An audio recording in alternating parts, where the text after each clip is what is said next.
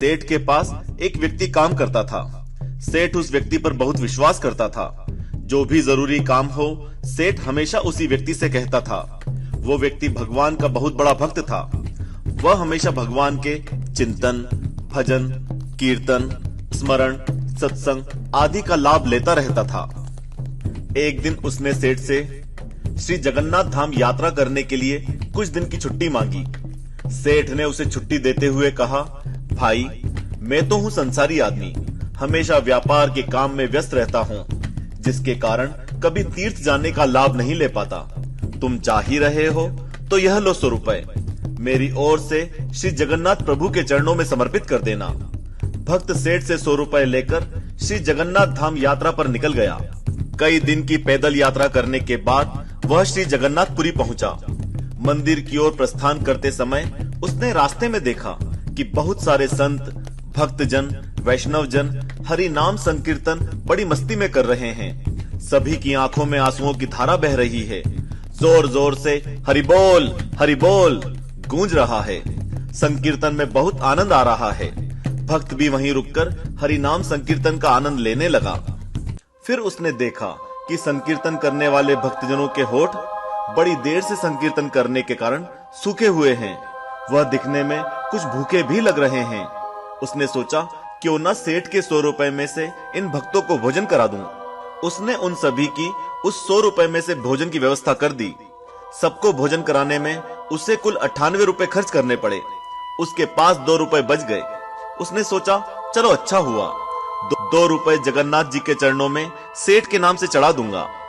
जब सेठ पूछेगा तो मैं कहूंगा पैसे चढ़ा दिए। सेठ यह तो नहीं कहेगा कि 100 रुपए चढ़ाए क्या। सेठ पूछेगा पैसे चढ़ा दिए, मैं बोल दूंगा कि पैसे चढ़ा दिए। झूठ भी नहीं होगा और काम भी हो जाएगा। भक्त ने श्री जगन्नाथ जी के दर्शनों के लिए मंदिर में प्रवेश किया। श्री जगन्नाथ जी की छवि को निहारते हुए अपने दिल में उनको विराजमान कराया। अंत में उसने सेठ के 2 रुपए श्री जगन्नाथ जी के चरणों में चढ़ा दिए और बोला, यह 2 रुपए सेठ ने भेजे हैं।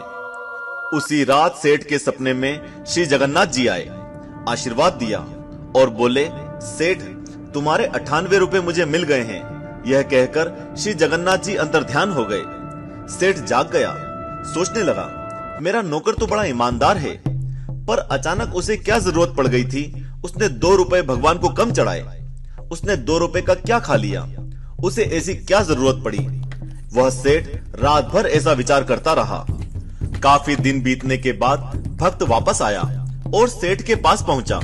सेठ ने कहा कि मेरे पैसे जगन्नाथ जी को चढ़ा दिए थे। भक्त बोला, हाँ, मैंने पैसे चढ़ा दिए।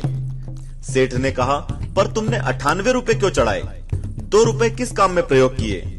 तब भक्त ने सारी बात बताई कि उसने 98 रुपए से संतों को भोजन करा दिया था और ठाकुर जी को सिर्फ 2 रुपए चढ़ाए थे।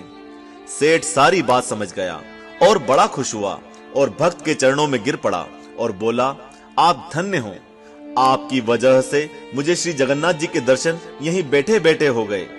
मित्रों, इस कहानी का मूल यह है कि भगवान को आपके धन की कोई आवश्यकता नहीं है।